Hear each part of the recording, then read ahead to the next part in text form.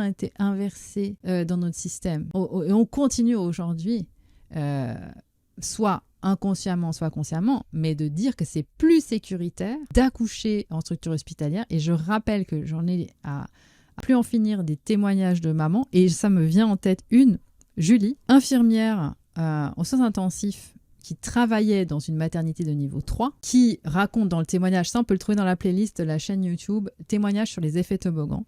Et elle raconte, quand je l'interviewe, son accouchement en maternité de niveau 3 où elle s'est dit je vais accoucher là puisque j'y travaille et que pour moi c'est la le plus top. grande sécurité. Niveau 3 ouais. C'est là où tu as tout, hein, le bloc, tu peux faire des grands prémas.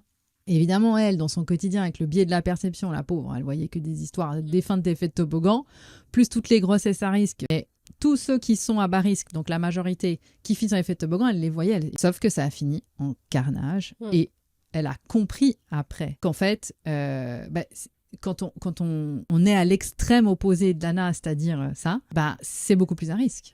Donc si un enfant de 4 ans peut comprendre que 10 c'est plus grand que 5, on peut comprendre que s'il y a 16% aujourd'hui d'hémorragie de la délivrance en structure hospitalière, c'est plus grand que même pas 1% à la maison. That's it. Fin du truc. Les chiffres, regardez les chiffres.